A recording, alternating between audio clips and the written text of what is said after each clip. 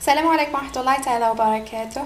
حبيباتي، ان شاء الله كامل تكونوا بخير وبصحة وبعافية وبراحة ان شاء الله يا ربي. اليوم راني جيتكم من المطبخ لاول مرة، يعني موالفه ندير لكم لي فيديو تاع الاكل ولكن بالصور نصورهم ونحطهم. اليوم قلت لي مالا ندير فيديو مباشر. البنات ما تنساوش تكملوا تتبعوا معايا وديروا جيم وبارطاجي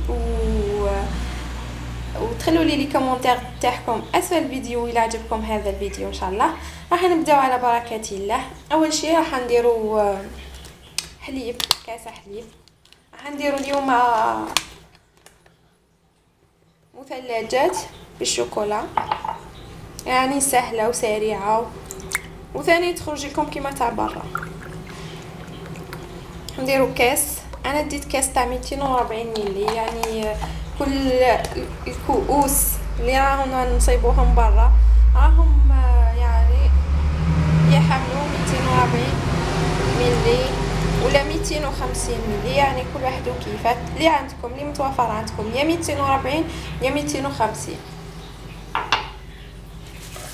راح ندير 2 مغارف نتاع لا بودغ شونتيي، 2 مغارف كبار.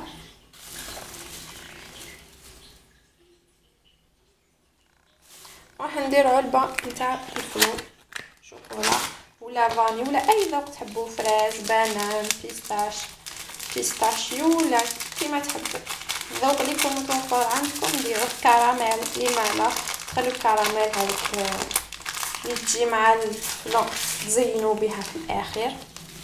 راح ندير علبه تاع الفلو تاع نص لتر، علبه صغيره كما راكم تشوفوا. ودوك نبدا نخلط.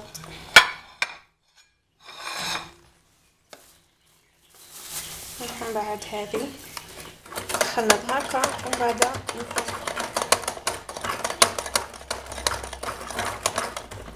اولا علاه درت هكا باش ما تطيرليش لي بودغ هذوك اللي راهم فما، كو سوا البودغ شونتي ولا الفلو. ومن بعد نبداو نخلطو.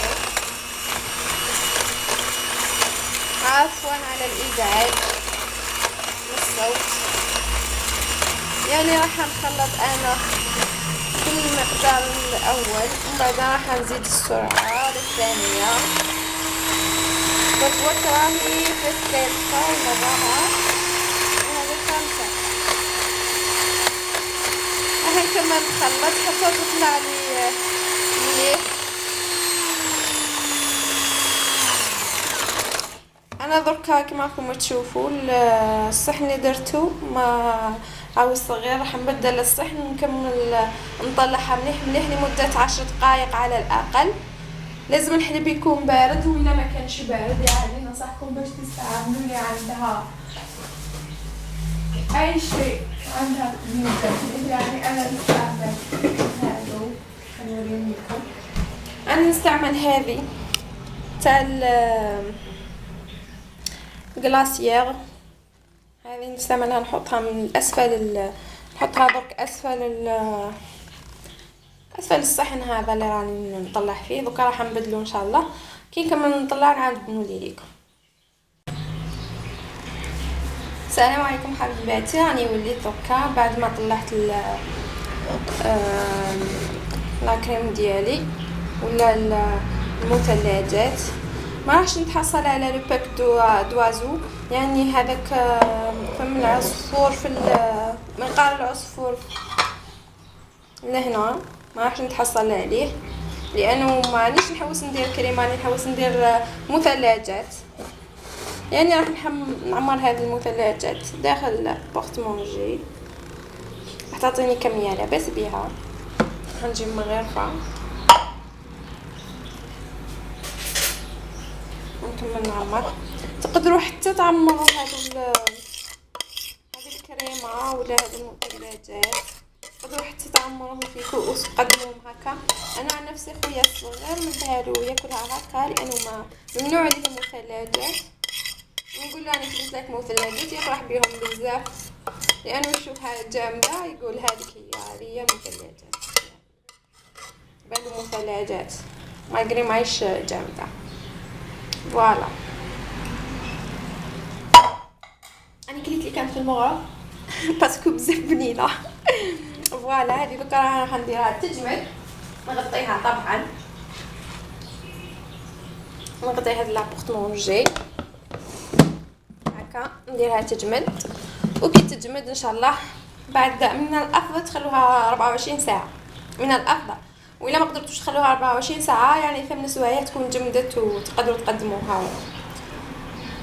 كي تجمد ان شاء الله راح نعاود نولي معكم نوريكم طريقه التقديم.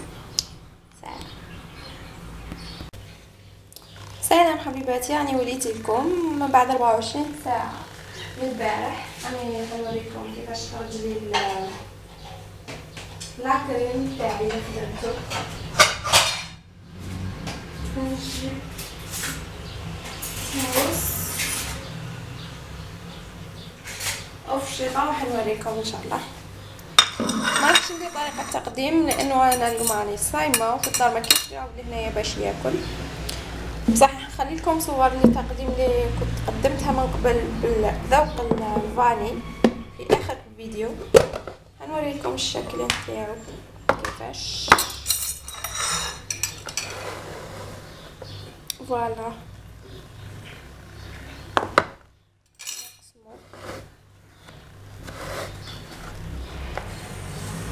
هنقسم لكم شويه، يعني طريقه التقديم تبقى ليكم، ترجع ليكم باش تعرفوا بلي صح الثلاجات كيما تاع برا. يعني